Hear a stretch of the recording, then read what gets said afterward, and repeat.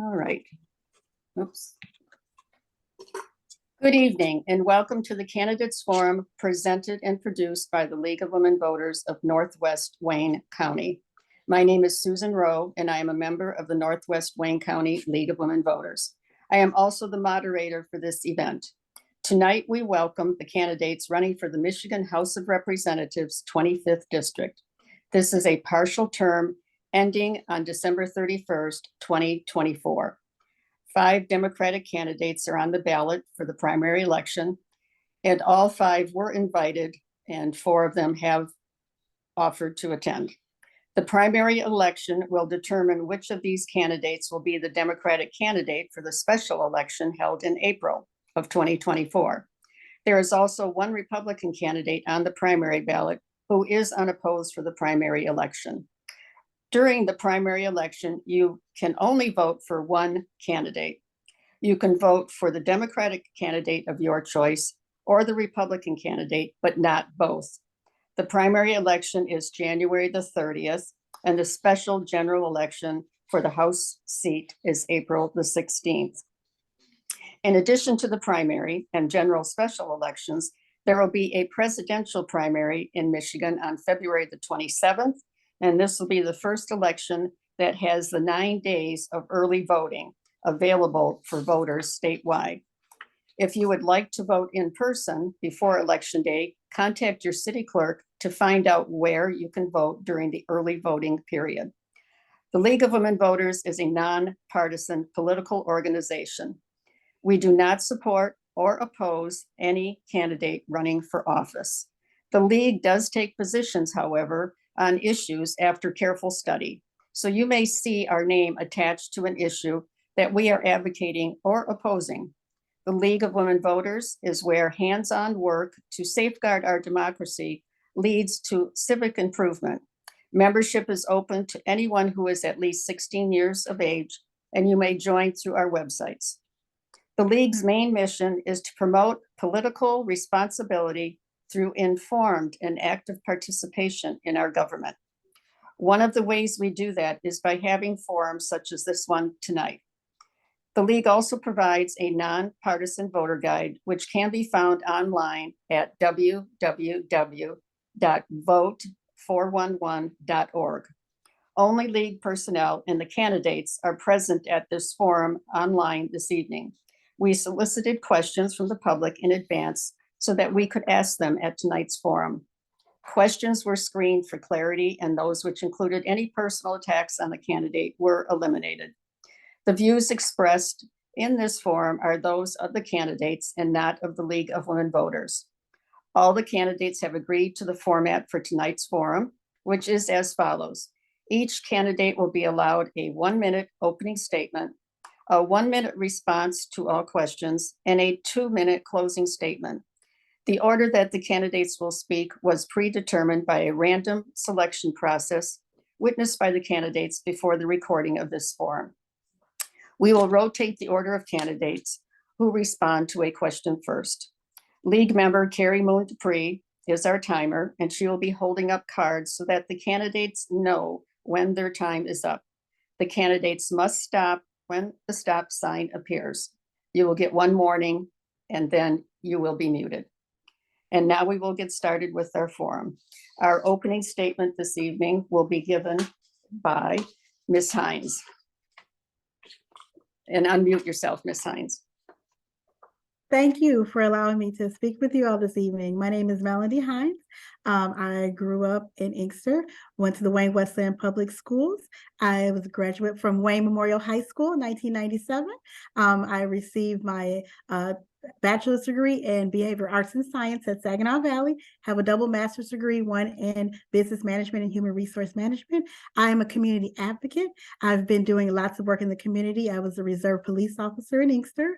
I was able recently to help the Westwood Public Schools pass a $24.5 million bond. I'm an election chair for the city of Westland. I got appointed to the Wayne County Women's Commission, and I am ready to go, and I'm very active in the community.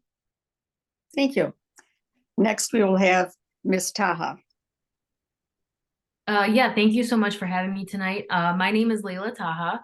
I grew up in the city of Wayne, a current resident of Westland, but I was raised by a single mom who always taught me the value of hard work from a young age. She worked a full-time job and had side hustles to make sure she could make ends meet and that I never went without. So that background, growing up in a working class household, is something that showed me firsthand how so many of the systems we have in place are really coming up short for working class families. And that's also what led me to pursue my master's in public health. And so it's because I know that we deserve better. We deserve clean air, clean water, affordable, quality healthcare.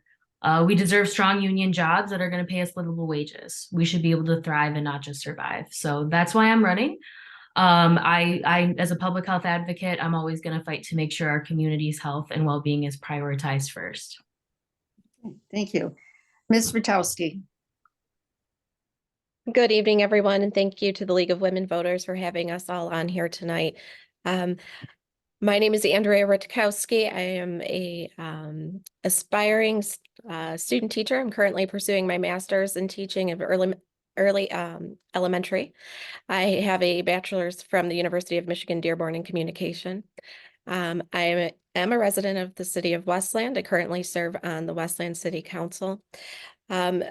I am a fierce advocate for the working class. I've grown up in a union household and remain to be part of a union household. Our middle class is built by our working class families, and I understand the struggles that our families are experiencing and the wishes that we have for our children in our public school systems.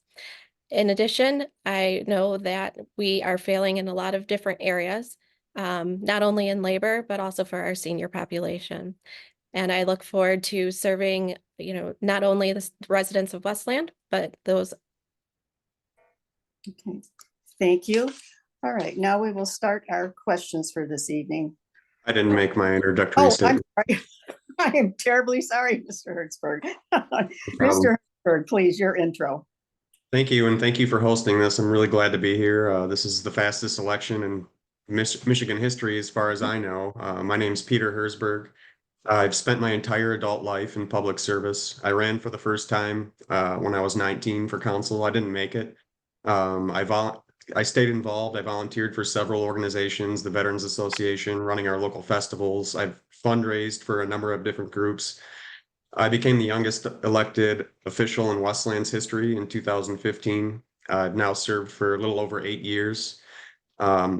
During my time on council, I've spoken out against issues such as elder abuse. I've held protests and rallies outside our local care facilities a couple of times. I sponsored resolutions on the council to send to the State House regarding minimum staffing levels at some of our nursing homes. I'm an environmentalist. I grew up along the Rouge River. I was instrumental in helping save our recycling program when other council members wanted to send it to the Detroit incinerator. Thank you. Thank you. Okay, we will start with questions now.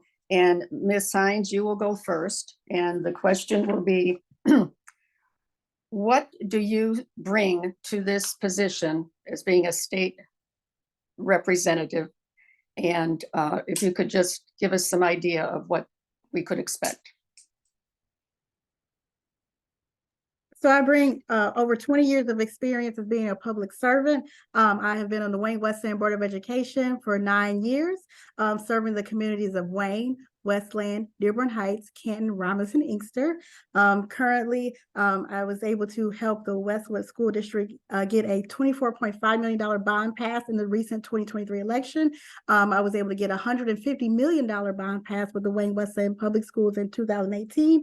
I have a redevelopment ready certification with the Michigan Economic Development. So I have a background in economic development, planning, housing. I do a lot of stuff with the skilled trades workforce development. I threw a job fair with the city of Inkster with 40 companies. So I'm really here to help build the community. And I have lots of experience in working with the public. I'm a compassionate person, and I have a big background in making sure that we bring the resources from Lansing back to the people.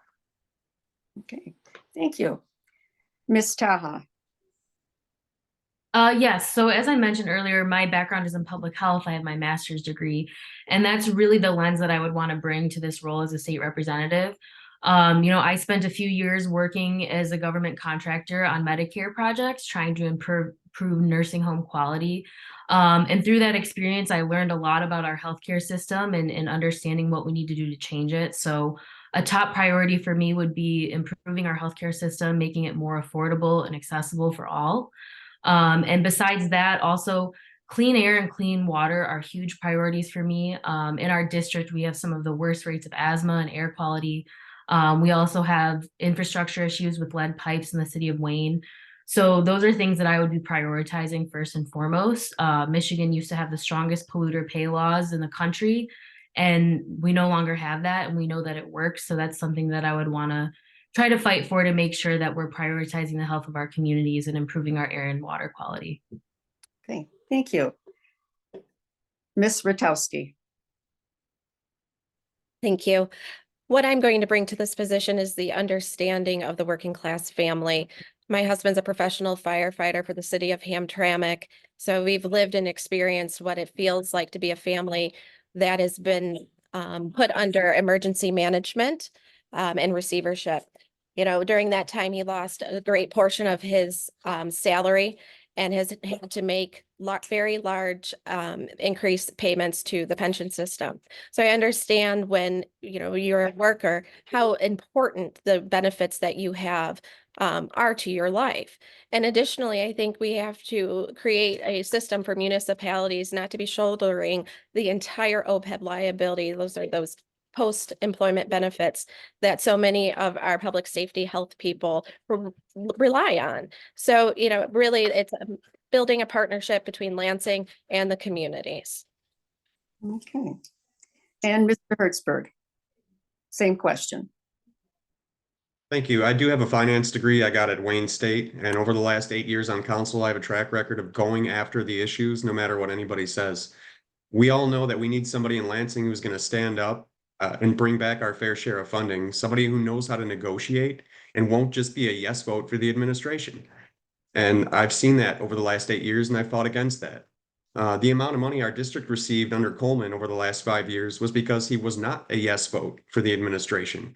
Compared to the 2 reps we had before that, he got more money than both of them combined. Just like council people, the legislative branch is there to be a check and balance, to oversee the budget. And, having someone in there who just wants to be a yes vote for the administration is not what this district needs. Thank you.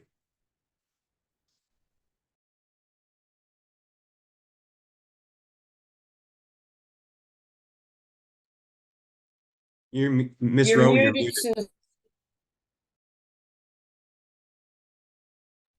Thank you. And I've done that before, so you think I'd get used to this by now.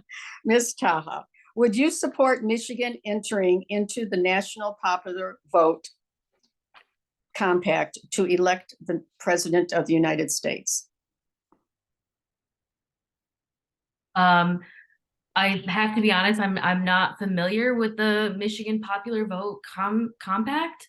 I think the little bit that I know about it is that the goal is to ensure that we are having fair elections, that the popular vote is actually electing our president.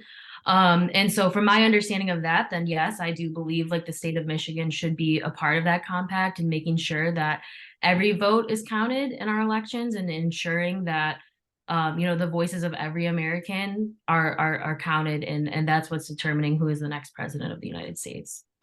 Okay, thank you. And Ms. Ratowski, same question. Thank you. I too admit that I am not as familiar as I would like to be on that act. However, when we go and exercise our obligation for democracy, we believe that we're doing that and our vote counts. And when our vote kind of gets put aside for a slim minority of individuals to take the presidential election and decide what the winner is not right. And it's not what our democracy should be built upon. So, there's been great strides in Michigan to protect voters' rights and improve the ability to exercise this obligation. So let's make sure that people's rights and their votes do matter and count. Okay, thank you. Mr. Hertzberg, same question. Thank you. And I do think that's something that needs to be studied more. As far as I know, if that were to go through, the bigger states, bigger cities like New York, California, they would then have a leg up and basically be choosing every president. And I believe that everybody should have a voice. We shouldn't leave anybody out. We need to have a fair process for each state and each county, all the way down to the local level. So that is something that needs more research. So I'll leave it at that. Thank you. Okay, thank you.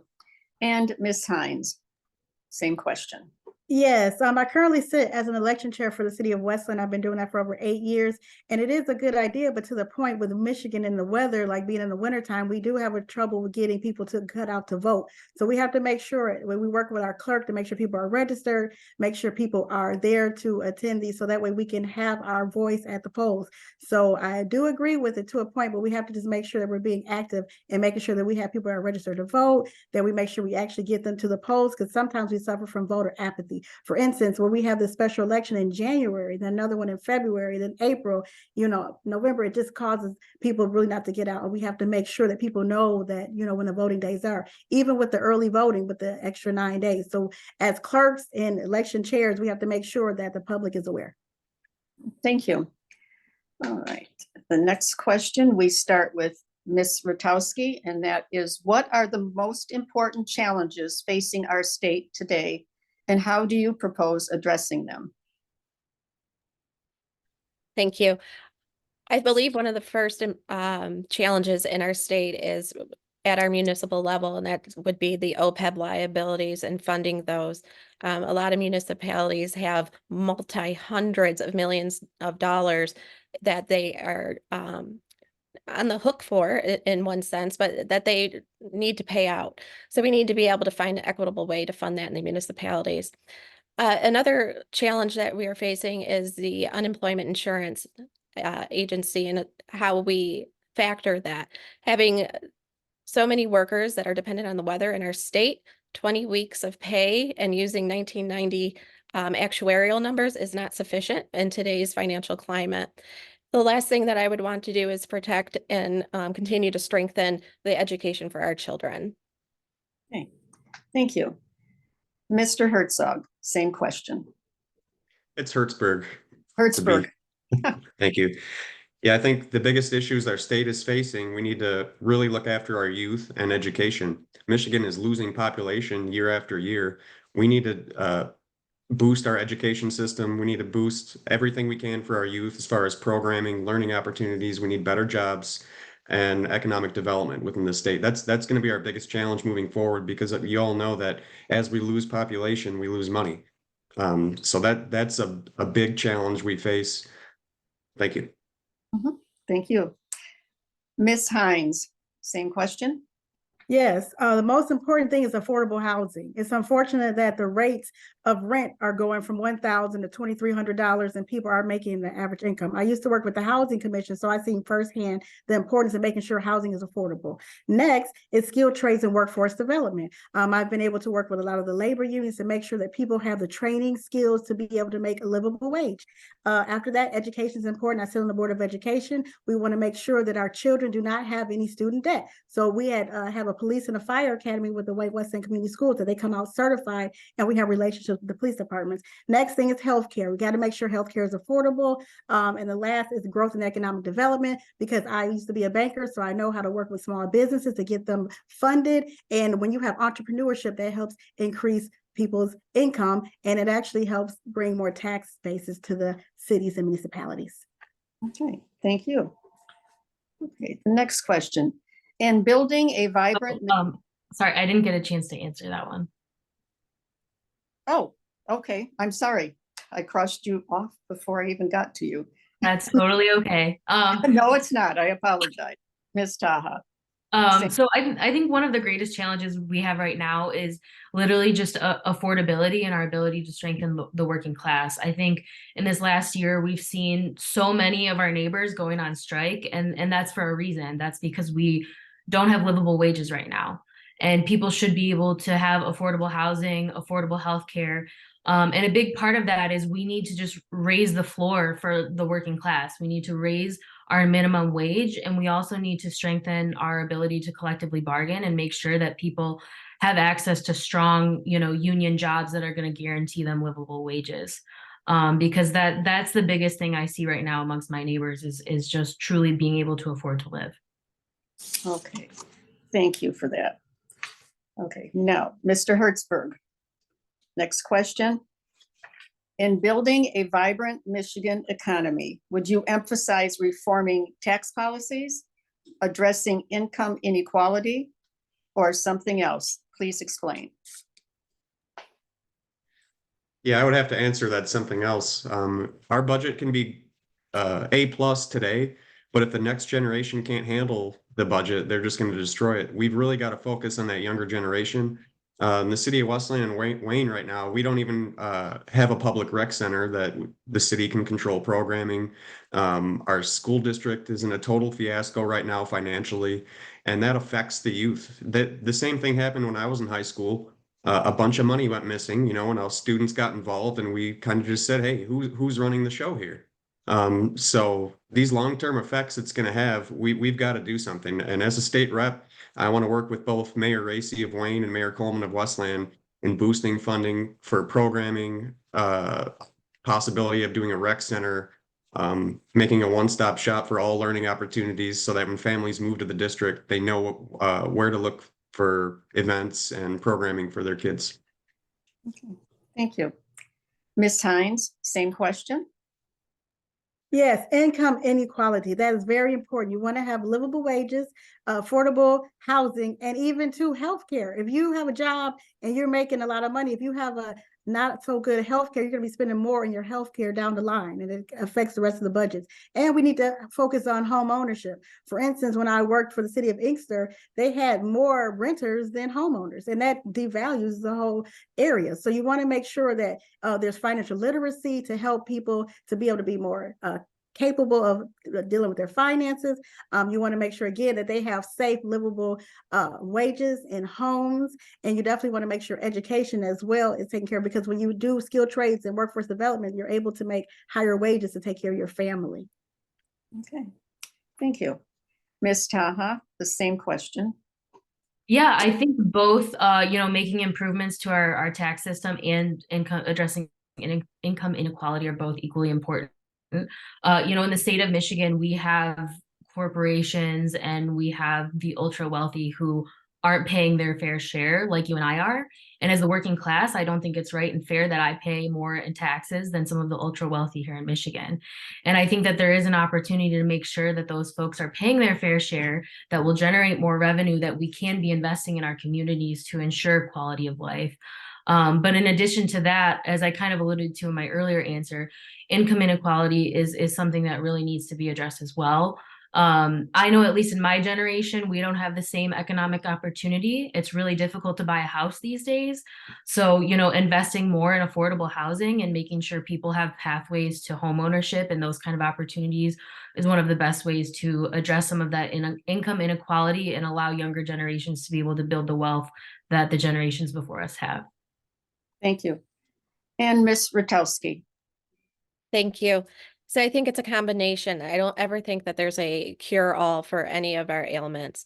So, with the tax situation, having a more fair graduated tax for the middle class, for people who are earning our median wages needs to be implemented. When we talk about things like income inequality, what that also spawns to me is talking about building a skilled workforce and having the tools available for people to enter into the educational systems in an affordable manner that can provide them with these skilled jobs. But additionally, we really do have to look at, if the minimum wage does not sustain living, then we're going to have to raise that minimum wage. And we don't need to be upset about raising the minimum wage. We need to be upset about, are we being valued as workers for our wages as well? Okay, thank you. The next question.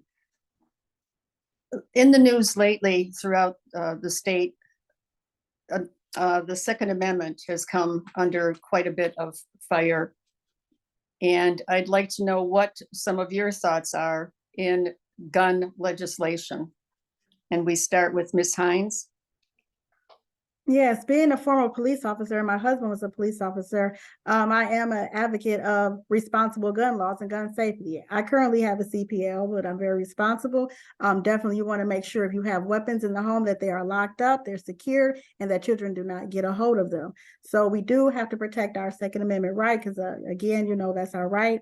But just we have to make sure we have responsible laws. I don't think people that are convicted of domestic violence should be able to carry weapons. So we have to make sure that the laws are matching with some of these people that are having criminal histories. We don't want that to happen. And we definitely want to make sure that we don't have people that have mental illness carrying weapons as well. So that's my take on that. Okay, thank you. Ms. Taha. Yes, so gun violence is absolutely a public health epidemic that is uniquely American. And our legislators can definitely do more to address that. I think, the Democrats right now this past year have already done a great job of passing some reform and expanding our background checks and things like that, and, safe gun storage laws. And I think we need to build on that. And we need to make sure that we are investing in community violence prevention programs is a good way to just prevent the violence at the start. But also making sure, I think we need to ban assault rifles. I don't think that there's any reason that folks should be walking around with weapons of war.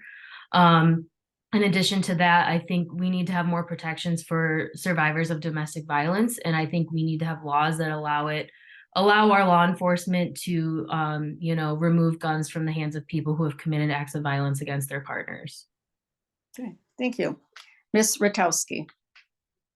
Thank you. So I think great strides have been made up in Lansing recently with the common sense gun legislation. As an educator, I've had to run my children through bad guy drills, is what we're calling it, because they're elementary school students. And there's nothing more tragic than watching these children fear for their lives. And my time on council, I brought forth a resolution talking about common sense gun laws. You have the right to own a weapon. You have the right to protect yourself and your property, but we have to be very vigilant about how we allow these weapons to be dispersed with people who have mental health issues and people who, have a record of creating and continuing to commit crimes. So, really, when we're talking about gun laws, we need to also be addressing the mental health epidemic that is happening. Healthy people don't shoot up schools. Healthy people don't shoot up universities. Okay, thank you. Mr. Hertzberg. Thank you. Yeah, it's very unfortunate that that's been in the news lately. I'm in full support of additional laws that require safe storage. Of course, we need better background checks. But as was mentioned, we need more support for mental health. These are mental health issues more oftentimes than not. And unfortunately, I know it was mentioned about rifles and things like that, but unfortunately, most of these shootings are done with handguns. And handguns, because they can be hidden, that's where most of the issues lie. So as a legislator, I'm definitely be in support of improving the system and doing everything we can to prevent these types of things from happening. Okay, thank you. Next question, we will begin with Ms. Taha. Recently, climate change has been in national news due to the worldwide conference that they had overseas in Europe. How do you see the state of Michigan moving forward with trying to affect climate change and what you can do about it in our state? And we start, like I said, with Ms. Taha. Sure. Yeah. Well, I think there are a couple of things that we can do in the state of Michigan. I mean, first and foremost, we're the Great Lakes state, and we need to be doing everything we can to protect our Great Lakes. And I think one of the best ways we can do that is going back to the very strong polluter pay laws that we had back in the 90s in the state of Michigan. We used to rank amongst the best in the nation with that. And we know that it works. It curbs polluters from doing the polluting, and it also prevents taxpayers from footing the bill for the cleanup of those messes. We had better air and water quality when we had those laws on the books. So I think that that's, one way that we do it. And I think another way is also investing in public transportation. When I was in grad school, I lived in New York City for a couple of years where our lives relied on public transportation. It was efficient. It's a great way to curb emissions. It gets you faster, it saves you money, so you're not paying for your car and registration and all of those things. And it's a great way to help combat, carbon emissions in our state. Mr. Hertzberg. I think Ms. Rutkowski was next. No? Oh, you're right. Heavens, Ms. Radowski. Thank you. Thank you, Mr. Herzberg. Climate change is really affecting our state. Look at the levels of our Great Lakes. We know this is real. Look outside, it's barely snowing and Christmas is just around the corner. What we can do in the state of Michigan is we can invest in clean energy. We're got the groundwork started. There's opportunity to be increasing our solar fields. Wind turbines there's a debate still about the environmental impact versus what it provides for us. But we really need to be looking at even things like trees. We're doing a lot of development. We're cutting down a lot of trees. The trees are the filter of our air, right? So we need to really be conscious about every step that we're taking has an impact on the quality of our environmental health and our health as humans. Thank you. Mr. Hertzberg. Thank you. So regarding climate change, I really believe that we need to address local issues first when it comes to our climate and our environment. As was just mentioned, the city does have a tree planting program. I advocated for that and expanding that, where residents can get brand new trees planted in the public way. That's huge for curbing emissions. Recycling, we've been up and down on our recycling program in the city. We brought it back. There was a proposal to send it to the Detroit incinerator, which is not recycling. And that's one of my proudest moments on council is when we got 4 votes to vote against that. And 2 weeks later, the plant shut down. That was a heavy, heavy polluter for decades. On council, I've tried to address bans on plastic bags, but Republicans in the state legislature put a ban on bans that doesn't allow municipalities to address it. People need to understand that how our wastewater system works. During heavy rainstorms, when it overflows, it dumps right into the Rouge River. Okay, thank you. And Ms. Hines. Yes, it's important that we take a hold of climate change. With this weather, it's dangerous. We have these tornadoes, we have these hurricanes, and it's destroying America. We definitely want to make sure we have clean air. When I work on a lot of campaigns running for myself, there's a certain section where I have students in Romulus where they have all these trash places where the kids, they get bad air. We have high asthma over at the Winter Walker, even pollution in the water. You can't even drink the water because they have the pesticides running into the Great Lakes and the PFAS. I'm really big on renewable energy, definitely upgrading the power grid. That will help get better jobs with the wind turbines, but we definitely have to take a hold of climate because it is destroying our communities. When you have tornadoes, it's tearing down neighborhoods, it's caused us to lose jobs. So we definitely have to make sure that we put a hold on that climate change, really look into that. Okay. Our next question, we will begin with Ms. Ratowski. And it is, what should the state do to provide an equitable, quality public education for all children pre-K through grade 12?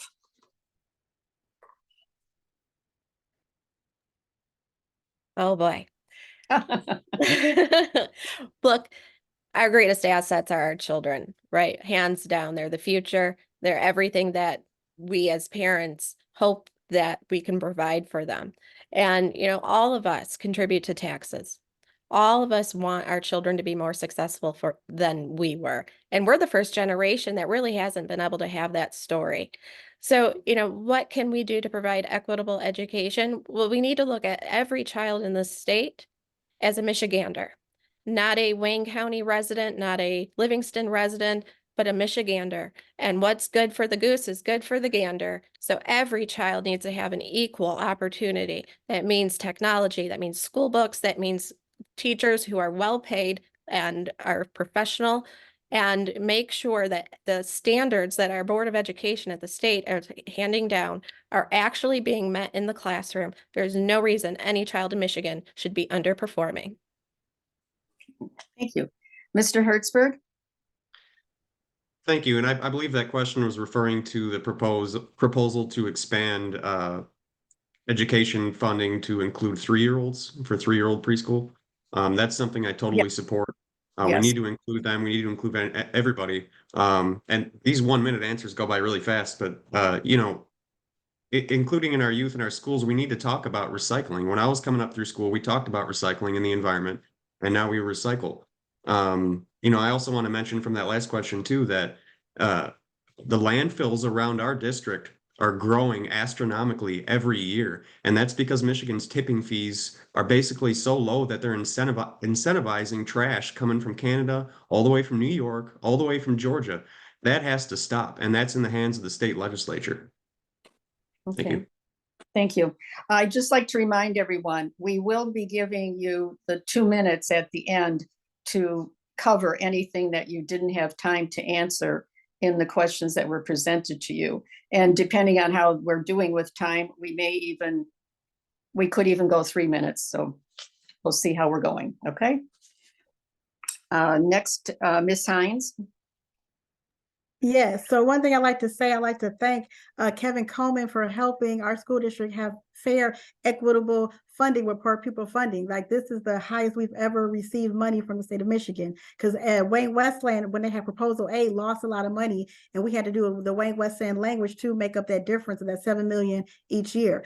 We definitely need to focus on social emotional learning. A lot of our kids went through a lot of trauma during COVID, so that's very important. Definitely want to make sure we have smaller classrooms. We have to make sure our kids are eating. In Wayne Westland, we serve our kids breakfast, lunch, and dinner because a lot of our kids in the district do not have food every day. So it's very important. Definitely want to make sure that we are giving our kids the best opportunity when it comes to not having a lot of debt when they leave high school. So definitely want to make sure we have those training programs available, and just making sure that we are taking care of our children, making sure they have a safe learning environment. And we want to definitely make sure that they are feeling loved and we give them the resources they need to be successful individuals.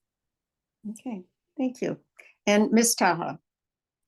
Yeah, so I think, you know, right now, as Melody mentioned, we have the highest per pupil funding we've ever had in the state of Michigan, which is amazing. And I think, you know, it's a great start and there's more work to be done.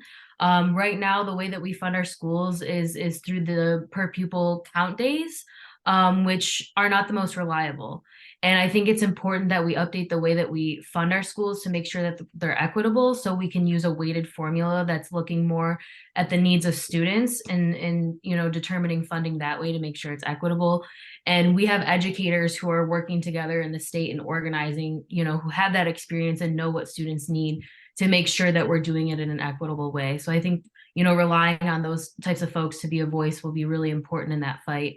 And I think the other component too is making sure that our teachers are respected and paid a fair wage and a fair salary. I think in order to, you know, attract and retain quality teachers and educators, it's really important that they have a proper salary. Okay, thank you. Okay. On our next question, we will start with Mr. Hertzberg. In regards to climate change, I'd like to talk about the Great Lakes. We're called the Great Lakes State, but we are one of 8 states that have a border touching the Great Lakes, along with the province of Ontario.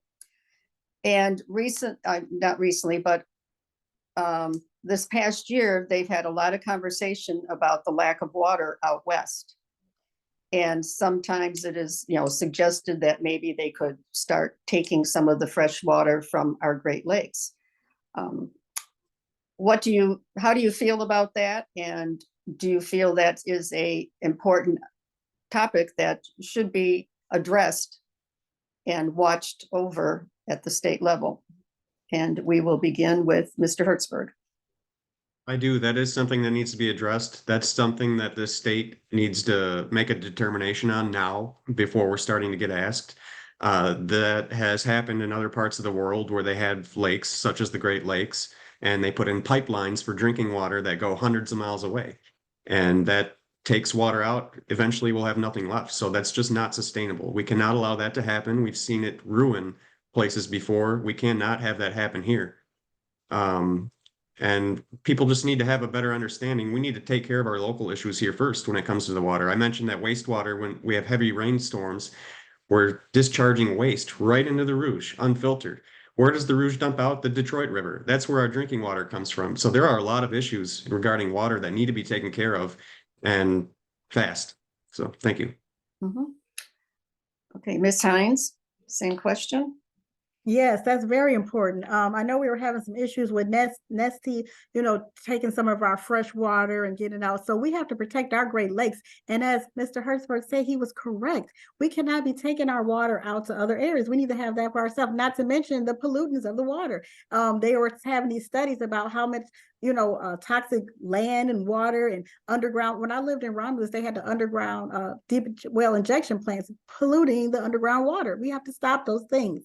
We definitely have to protect our Great Lakes. We need to have more scientists here to help us figure out how to clean the water so we can drink it. Because I live in an apartment complex, I don't drink the water. I have bottled water because the water makes me sick. So we have to make sure we have clean water for our children. So no, we should not be taking our water out to other states. Okay. Ms. Taha, same question? Yeah, so I think, there are a couple of issues here. We definitely need to be doing everything we can to protect our Great Lakes. And I know that out west, there's a lot of movement in trying to privatize the water system there and have corporate ownership over it, and just water reservoirs, which that's a huge battle that our neighbors out west are facing. And I think that we need to support them in making sure that corporations are not, taking over the limited resources they have and jacking up the prices of water, which is life. And so I think, that's its own issue. And then in and of itself, we need to be doing everything we absolutely can to combat climate change, because that's the main driver as to why water is such a limited resource out west and why they're in a drought right now. So I think we start at home with doing everything we can to curb our emissions and fight the fight of climate change, while also supporting our neighbors out west to fight the battles they're fighting to, keep and protect the water reserves that they do have. Thank you. Ms. Rutowski. Thank you. So, water is a basic human right? We cannot survive without water. But that being said, we are so fortunate because we have the largest fresh water available literally outside our doors. And we share that with other states and another country. So the idea of even moving that anywhere just really is a non-starter for me. We're already battling pollutants. We're already battling invasive species. We're already battling, the lake levels that are record lows and erosion of property on the lakes. So, we need to work together, but locally, what we need to do is preserve the integrity of the lakes that we have, our fresh water, our Great Lakes. Okay, thank you. Okay, next question, we'll start with Ms. Hines. What thoughts do you have about addressing Michigan's loss of population, especially in our young college-age students that are leaving the state? We have to make Michigan a state where people want to come to. For instance, downtown, the revitalization of downtown. It is beautiful. At one time, it was desolate, but now with the infrastructure, bringing more companies and the incentives to move into the city has brought more young people to downtown Detroit. Even with the city of Westland. I love the city of Westland. We have to definitely be innovative, and we're really welcoming to families. And like Mr. Hertzberg said, with the Parks and Rec, that's very important. You got to have good schools, Parks and Rec, you got to have good jobs, and nice, affordable living spaces to bring people to your community. Definitely tourism, like the Pure Michigan is amazing. That's the best way to bring people to our state, and definitely making sure that we have opportunities for people to advance and even grow businesses and economic development, bringing money down to help increase businesses. Okay, thank you. Ms. Taha. Yeah, so I will say, just speaking as a millennial, and knowing the struggle of just, affordable housing and things like that, I think that's one area where we can be investing a lot more in that would make our state much more attractable. Like, I know young folks we want to own houses just like our parents did. We want to have families just like our parents did. But it's so unaffordable these days. And I think that making sure that we have opportunities for young people in Michigan to have home ownership, to have good, strong jobs where they can afford to live is key. in addition to that, I also think, you know, tourism is a big one. Like, so many young folks love hiking, they love outdoors, they love camping, and Michigan's one of the best places to do these things. And I think we need to do a better job to market that and build up our tourism that way. And I think that a lot of young folks would want to be here because of that. Ms. Ratowski. Thank you. So I think one of the things that Michigan's been known for probably as long as anyone can remember is innovation. And I think we need to be finding ways to continue to innovate. You know, we were at the lead of the automobile industry. You know, Detroit is the motor city, but Michigan really is the home of the automobile. So we need to come into a current century, right? And have technology-based and innovative-based businesses that would attract young families and keep our young people here. Additionally, we just really need to be capitalizing on protecting, you know, our natural resources and the fact that we have real 4 seasons. There is always something to do in Michigan for everyone. So, you know, really, Michigan is the best place in the country to live. We just have to make sure everybody knows it. Okay. Mr. Hertzberg. Thank you. I did touch on that earlier. Michigan has lost population year over year. There's a lot of things that need to be done to improve that situation. It's not going to be, as it was mentioned before, not just a one stamp, we're done, we fixed it. We need to incentivize companies to move here. We do have good people in Michigan. A lot of them get educated and they get jobs elsewhere because there just isn't the opportunities here. We also need to have affordable housing. It's very expensive to buy a house right now, especially in Metro Detroit. Cities also need to get on board with this and create walkable, modern areas where millennials and younger folks want to move. A lot of times they're moving out west, they're moving to places because that's where the job is, and it's just, hey, it's a cool place to live because it's modern, it's new. We have outdated infrastructure that needs to be improved. Most importantly, we need to improve the education system here. We need to make our youth proud to be from Westland, from Wayne County, from Michigan, and want to stay and raise their family here too. Okay, thank you. Okay, our next question, we will start with Ms. Taha. Food insecurity continues to be a major problem throughout the state of Michigan's young children. What suggestions do you have to correct this situation? Yeah, so I think, you know, something that's, it is a public health concern that there is so much food insecurity. And we have many pockets in the state of Michigan, especially in, you know, larger cities that are literally food deserts where families don't have access to grocery stores. They don't have access to fresh fruits and vegetables. And there's a big movement in the public health community to make sure that we're investing there and making sure that people actually have access to quality affordable food. Part of that is, you know, urban farming, community gardens, things like that. We see more of that happening in places like Detroit and in Flint. So just making sure that food is accessible first and foremost. And I think another way too to ensure that children have access to food is also making sure that in schools we have, you know, universal breakfast, lunches, food every day, that kids are guaranteed to have access to quality meals. Mr. Hertzberg. Oh, I'm sorry, Ms. Ratowski. Thank you.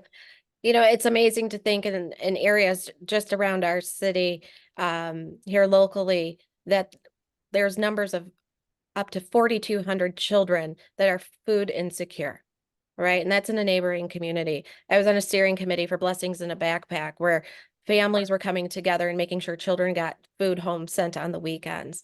And, you know, while it's a wonderful program, the problem is it's a lot of processed food that can, you know, spawns a lot of other diseases and challenges in these children.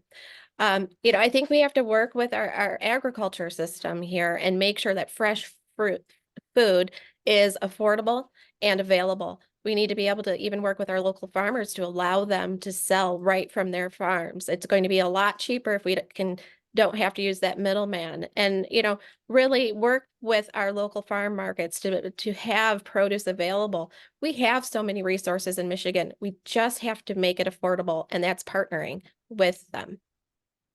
Okay, Mr. Hertzberg, same question. Thank you. Food insecurity definitely affects thousands of kids, definitely within our school district as well. It's a major concern. When you're growing up and you don't have good food to eat, I mean, that's just going to affect your ability to learn. It's going to affect your performance at school. It's going to affect your performance on wanting to do extracurricular activities. It's something that needs to be addressed, and I believe can be addressed at the state level. Food access at schools is huge. I know that our Wayne Westland schools within the last few years are now providing free breakfast and lunch to all students. So there's a lot of work that needs to be done on that issue. Thank you. Ms. Hines. Yes, food insecurity is very important. We do experience that in our district. We have like one of the 5th highest homeless rates in Wayne County in the Wayne Westland schools. We do have a family resource center that helps provide the foods. We do the blessing in the backpack. We have Forgotten Harvest. We actually feed our children free breakfast, free lunch, and if you're in a sport, you get a free dinner. I've experienced food insecurity myself, having a disability. When my husband died, my money got tied up in probate, and I was a banker, and me and my son didn't have food to eat, and I worked a full-time job. So I've experienced it myself, being a single mom. It's been a struggle. So we definitely have to make sure we check into the urban gardens. That's very important, and different resources to be able to get food. And we need to fight some type of way to make food more affordable, because as you don't want kids eating processed food, and that's causing diabetes, sicknesses, and illnesses. You don't want your kids going to the Family Dollar just to go grocery shopping because they can't afford to go to the grocery store. So definitely we need to focus on that and figure out better ways to bring food to our families. Okay. A question that is, it's been very much in the public eye nationally and even statewide, immigration. And recently the state of Texas, the governor there just signed a bill that anyone who's found to be non-documented will be arrested and turned over to the immigration forces. And in listening to some of the news today, one of the issues is that by doing this, you are actually hurting the country and particular states, because we depend so much on these migrant workers to do jobs that we Americans just don't want to do. I mean, there is automation throughout farming, but some products cannot be automatically used, picked up with machines. They need that human touch to do the picking. What do you feel could be an incentive to possibly have people come to the state of Michigan and work those jobs that so many of those that live here choose not to do? And we will begin with Ms. Rutkowski. Thank you. I always find it amazing when people want to be up in arms about immigration, when just about every single one of us have come here by way of immigrants. When we talk about farming in particular and the migrant worker, every single person who lives, not even in America, but lives, deserves to have a good quality life. And so if somebody comes to America and someone wants to work, I think we can create programs that while you are working, while you are contributing, you can earn those citizenship rights and help them. It's expensive. People spend tens of thousands of dollars leaving their country and then get tied up in red tape to try to find their citizenship here. So it's a partnership and a way of earning the citizenship. Mr. Hertzberg. Thank you. So the question was, relating to immigration, and I think you mentioned arresting undocumented people and turning them into ICE and migrant workers.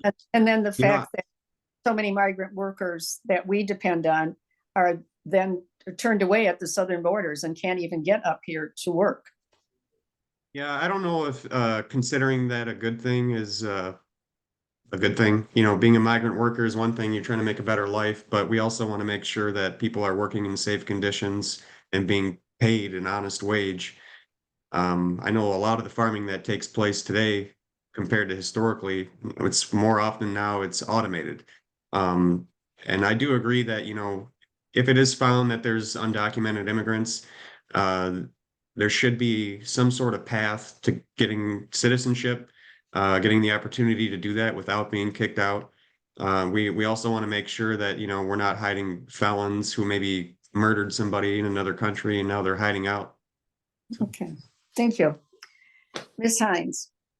Yes, with our police shortage, we have to definitely be careful of how we're utilizing our resources. We have to make sure people come in this state legally. And I definitely understand with the migrant workers, but we also have to be aware of human trafficking, because that is a problem as well with our migrant workers. We definitely want to make sure, one, they're coming in legally, and then we do want to make sure we have a pathway for them to become citizens. We definitely want to get them into the workforce, but we don't want to take away our resources that people that have been working here paying taxes are unable to use, just like DHS, for example. We have so much money in our budgets, through our cities, states, and our governments. We have to make sure we're taking care of our citizens as well. So we definitely want to make sure, like I said, with our police, not having enough police, we have that under control, because that's utilizing resources dealing with immigration. We can take care of the crime in our municipalities and cities, because we are having a hard time hiring our police officers. But we definitely, like I said, as Americans, we are Americans. We want to make sure we have a way for someone who wants to be American to be a good pathway to be a productive American citizen, to work and have a better way of life. Okay, thank you. And Ms. Taha. Yeah, so I think this question is twofold. I think first and foremost, under international law, anybody who crosses our border and is seeking asylum or as a refugee, they have every right to do that. So it's up to us to ensure that we have programs that allow them on a path to citizenship, that allow them to work legally. It's up to us to make sure that we have those kind of programs and infrastructure in place, first and foremost.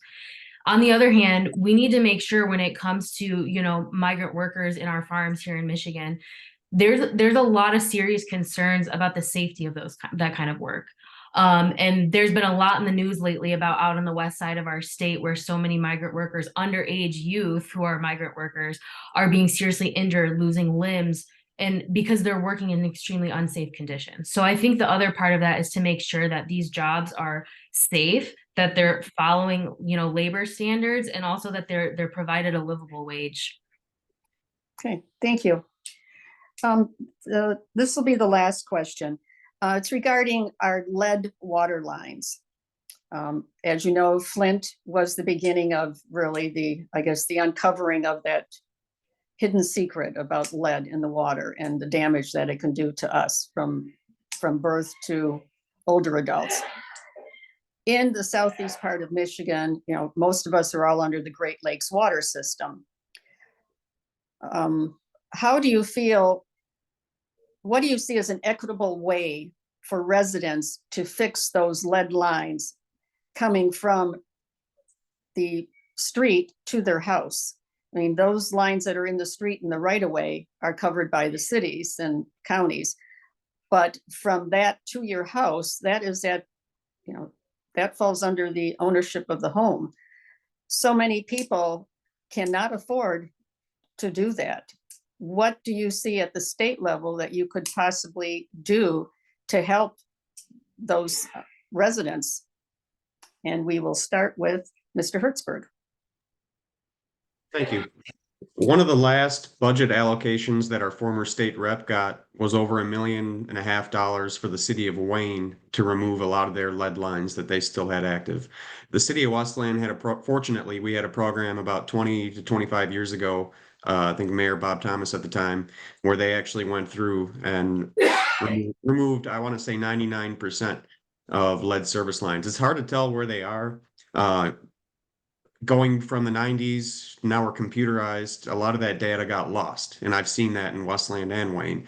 So it really has to be dug up. It's not equitable for a homeowner to do it. It can cost $15,000 to $25,000 to have that replaced. So to use state grants or even federal funding to do that is absolutely necessary. We also have to consider the lead to copper rule. When lead is touching copper, there's a chemical reaction that takes place, and the lead just goes out into the water. So if there is a lead service line, there are certain parts that can be installed to operate it safely.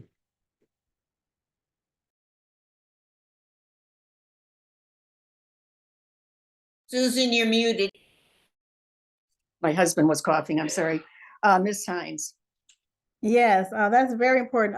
When I worked with the city of Inkster, I worked in special projects. I worked in economic development. I worked with a lot of grants. There's a lot of federal money out there. So we definitely have to get with our members of Congress on a higher level to get money funded for that. When I worked in Inkster, they had a very high level of lead in the waters. So and it affects children, it affects how they think in school, education, and health-wise. Even with Flint, that was a total disaster. So I think that we should work on getting some type of grants for our residents to be able to afford that, get those the in between the lead and the city, those pipes removed and replenished. I know it was a time in Westland that they were having some issues with that, but Westland was really good at taking care of that. That's one thing I love about the city. They're on top of everything when it comes to helping our residents be safe and secure. So that's very important. So grant money, funding, definitely the nice thing about being a legislator, you can make laws and rules to help get those programs going. So definitely safe drinking water is important. Ms. Taha. Yeah, so I mean, I think definitely in the city of Wayne, that's one of the most concerning issues at the moment. And thankfully, you know, Rep. Coleman and Senator Camilleri, they got us some funding to get some of that work started. But I also know that the testing level and threshold requirement that the state requires is fairly low. And I think we first and foremost need to be doing more testing to make sure every house that needs this work done is getting it done, that we have the funding for it, and that we're moving with urgency. And this is a public health crisis. This isn't just my neighbor, unfortunately, had a water main break and now they have to foot the bill. When almost every house on your block has this issue, this is a major infrastructure problem that is the responsibility of our government to take care of and prioritize and invest in. So I think that's through a combination of state and federal dollars to make sure that we're prioritizing this and we're getting the work done and moving with urgency on it. Okay, thank you. Ms. Ratowski. Thank you. So, you know, in the city of Westland, we were operating under what was new legislation and laws to, you know, check all of the homes, and we sent magnets out to check the home lines. And, you know, fortunately, the majority of our residents' home lines were fine. But, you know, we're already investing in infrastructure. So while we are investing in fixing our roads and fixing our watershed, we need to be addressing the street to home pipes. You know, it's no different than when the community comes in and lines the sewers, right? We all use the sewer system. We all need to use the water system. So we need to be working at a higher level with federal funds and, you know, addressing all of the lines, because no one can afford to be poisoned by the water that we are providing them. Okay, thank you. All right.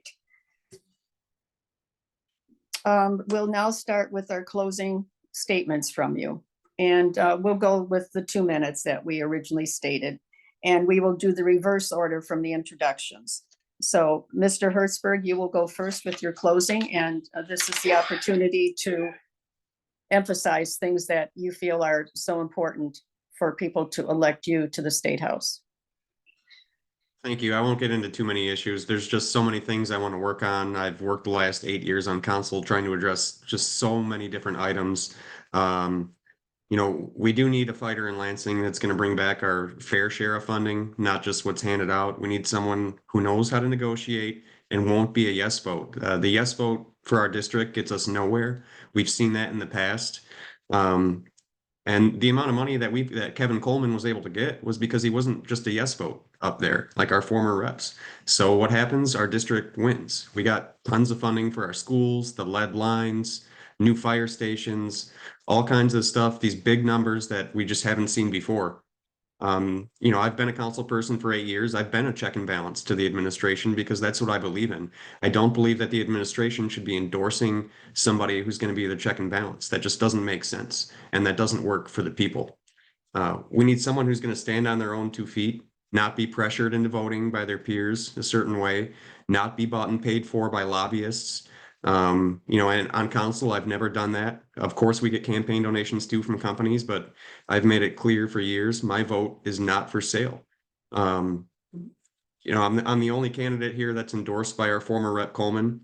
I worked alongside him the past 5 years. I've gone up to Lansing with him in the office several times. And I'm just ready to hit the ground running. There's a number of issues I want to get working on. And I'm respectfully asking for the voters in the 25th district to give me that opportunity to do just that. Go and be a fighter for us in Lansing, not to be a yes person endorsed by the administration. Thank you. Thank you. Ms. Rutowski. Thank you. You know, I just hope that people can resonate with somebody here and vote their conscience. You know, I am a mother and a wife. I have a son in public school. I have elderly parents. I have parents who were pensioners who were feeling the effects of their pensions being taxed. And, you know, thankfully we've had that repealed. You know, what I want to do is I want to give the working class a fair chance. I want to represent the problems and issues and causes that you hold dear. They're my issues too. I don't want to see our communities under receivership. I don't want to see emergency managers have to come in. I want to fight for you. I want to be able to, you know, continue to support our communities, not just Westland, not just Wayne, but even the parts of Canton and Dearborn Heights that we have the privilege of representing. You know, it's, thank you. 1 minute. The 2 minutes is a lot different than 1 minute. So that's all I'm asking for is a fair chance of fighting for you, fighting for the working class, fighting for our public schools, fighting for our public safety official members who run into danger, and communities now are faced with the fact that they have to, you know, eliminate their health care when they retire. And when you're dedicating 25 years of your life to a community, you deserve to continue to have the benefits that you signed on with. And additionally, we just need to protect our wonderful state. We have to make this the place that people want to live and continue to call home and keep it, you know, the beautiful peninsula that we have. So I respectfully ask for your vote, and I look forward to meeting anyone who would like to speak with me. Thank you. Thank you. Ms. Taha. Yeah, so first of all, thank you so much for having me here tonight and giving me the opportunity to speak. As I mentioned earlier in my opening statement, I mean, I was raised by a single mother in the city of Wayne. I'm a Westland resident. So I've lived in this community my entire life, and actually most of my family lives in Canton. So between Wayne, Westland, Canton, I've been here for most of my 30 years of life. And so, you know, not only am I deeply rooted in this community, but I'm very rooted in my values as well. And that's really what's driving me to get into this race and, you know, take a chance to try to be our next public servant here for House District 25. You know, my background in public health is really something that's opened my eyes to show me that we need to be doing a lot better for our communities, for our residents. If we don't have our health, we're not here. We can't, any of the other things we're talking about, we can't accomplish and we can't do if we're not healthy. So, you know, I think, you know, in this day and age, you should not go turn on your tap and question whether or not the water is safe to drink.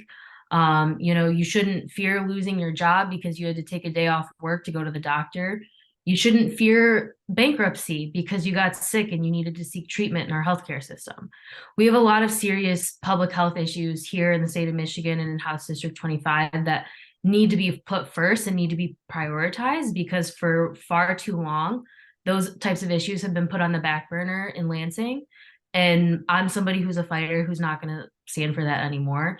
And I'm going to make sure that the health and our well-being of our community is always put first. So I am respectfully asking for the voters of House District 25 to, you know, support me in this election. And I look forward to hopefully serving you all as the next state representative. Thank you. Ms. Hines. Yes, thank you so much for this opportunity. In closing, I'd like to say I currently sit on the Executive Board for the 12th Congressional District. I am appointed as the Wayne County Women's Commissioner. So I am on the Education Committee, Skilled Trades Workforce Development Committee, Housing Committee, and Events Committee. I have been a public servant for over 20 years. Recently, we were able to help our teachers fight against some practices with the school board that we did not agree to. We were able to save some jobs. We were able to figure out ways to bring more money to the district. Second of all, I'm definitely want to make sure that we have affordable housing. We definitely want to make sure we have programs in skilled trades, workforce development, healthcare, economic development. And I can honestly say I'm a person of integrity, and I was able to stand against a corrupt mayor. And doing that shows a lot of integrity. It was very dangerous. And I hate to put this out there, but I'm a person that I will fight for our people. I will fight for our rights. I will fight for our children. I will fight for our staff. So I would like to say, definitely keep me in mind. I love my community, and I definitely want to make sure that I will be your representative in Lansing, because I will fight for the people. Okay, thank you so much.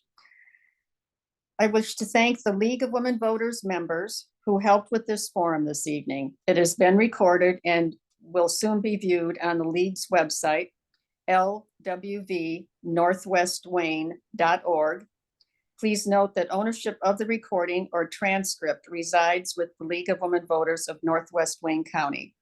The candidates or their supporters may not use portions of the forum or any audio clips, video clips, or transcripts for political advertising or other purposes without the written permission of the League of Women Voters of Northwest Wayne County.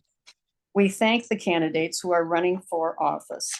They are asking for your support as they seek a job in public service, and we hope voters will listen to their views. We also appreciate the voters who are watching this forum to learn about their choices on Tuesday, January the 30th. All of these candidates were also invited to participate in the League of Women Voters Voter Guide, a publication that you can access online by visiting vote411.org. The League is providing this forum as an opportunity for candidates to express their views related to their candidacy. Statements expressed by the candidates are not endorsed nor opposed by the League. Also, the League does not certify any candidate responses to questions as accurate. Voters are encouraged to fact-check information shared at this forum. Primary election day is January the 30th. If you are not registered to vote, you can do so up through election day. Within 14 days of the election, registration must be done at the office of your city clerk. The polls are open from 7 a.m. to 8 p.m., but all registered voters can vote early by absentee ballot or in person within that 9-day window. Remember that you first must fill out and return an absentee ballot application to your city clerk before a ballot can be mailed to you. If you need an absentee ballot application, contact your city clerk. This concludes our forum for this evening. Thank you, candidates, for participating, and each of you have a very Merry Christmas and a safe, happy, healthy 2024. Good evening. Good Thank you evening. so much.